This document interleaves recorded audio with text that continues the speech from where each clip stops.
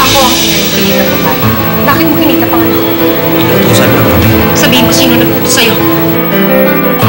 Teka! Hoy, huwag niyo akong iwan dito! Kumusta ka na? Dok, kailangan mabuhay siya. Hindi siya pwedeng mamatay. Patay na ang business nila Elisa. So, what about other good news? Nakabalik na ako sa bahay ng mga ito. At wala nang kahit sino pa nakakapagpaalis sa akin. What? Ano kaya kung ipasok mo ko sa kumpanya? I wanna work for a multi-million group of companies.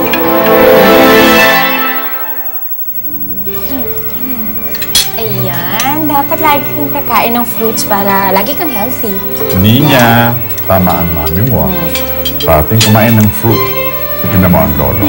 Parating kumakain ng fruits, kaya very healthy. And look at your Tita Afi. Look at my skin, di ba? Parang prutas. Diba? Oo nga. Kutis guyabano. Mga punchline ka, Chang. Ikaw, Chang, ano ka, ha? Hello, Michael? Yeah. Oh. Niña is okay. Yung kanyang wound is drying up. Narito siya. You wanna talk with her? Oh, sandali lang. Niña, daddy mo. Daddy. Hello, Daddy? Yes, I'm fine. Bakit naman po hindi po kayo umuwi kagabi? May work po ba kayo, Daddy? Namimiss na po kasi kayo ni Mami tsaka ako. Ma'am Elisa, po, may bisita po kayo. Sino? Sir Luis po. Mami, kausapin niyo po si Daddy. Ay, sandali lang anak. Kausapin muna si daddy mo, ha? May bisita lang si mami, ha? Oh, hi. Hi, everyone. Good morning. Hi, Luis. Hello, Daddy. Aalis daw po si Mami Kasama niya po si Tito Luis. Daddy, kailan ka po uuwi? Namimiss na po kasi kita eh. I'm not sure that's going to be a good idea, anak, dahil si Elisa ang nagpapatakbo ng kumpanya ngayon.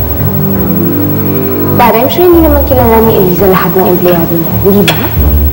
And I'm willing to take any job, kahit ano. I just want to go back to work and be like a normal person again. Dad, I'm not asking this to create trouble or any friction between me and Eliza. God knows how much I wanted to stop. Tutulong ako sa kumpanya. Sana naman pagbigyan niya yung request ko. For me. I'll check, yeah. I'll see kung merong posisyon na open sa company. Thank you. Thank you, Dad. Napaaga ka yata ngayon? Pasensya na, naabala pa kita, pero gusto ko lang sana ibigay sa ito. Ano to? Yan yung result na ibinigay ng medical legal sa cause of death ng kidnapper na si Noel. Death by cyanide poison? According sa medical legal, cyanide na in-inject sa dextrose ang ginamit. Dahil deadly poison ito at mataas ang dosage na isinaksa, kaya naging mabilis ang effect sa suspect. Nagtanong ako sa mga doctors, sa mga nurses, kung meron silang suspect, pero walang sumama. Mukhang hindi nga talaga aksidente to.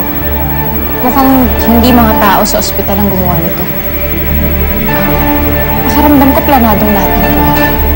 Para siguro hindi makapagsalita yung kidnapper at hindi niya masabi kung sino talagang tunay na may kagagawa nito. Pero tama ka, Elisa eh. Malaki ang tsansa na kasabwat si Sofia sa mga nangyari.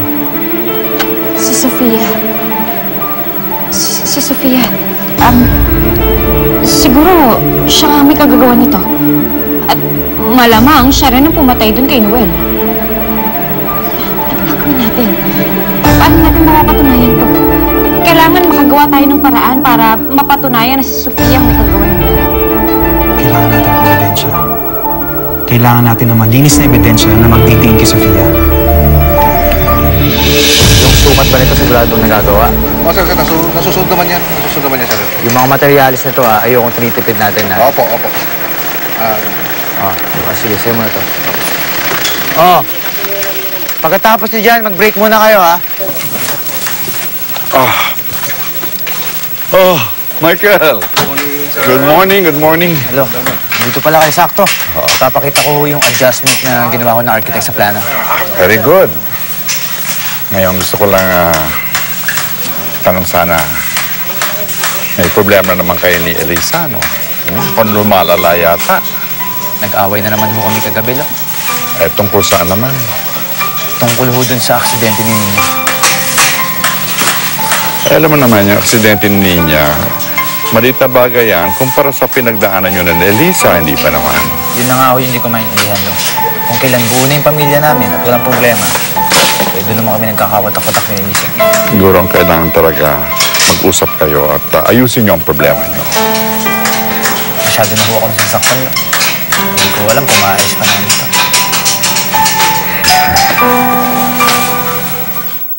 Ano naman ang sinabi ng daddy mo? Pumayag ba siya sa hinihingi mo? Ang sabi niya, susubukan niya daw.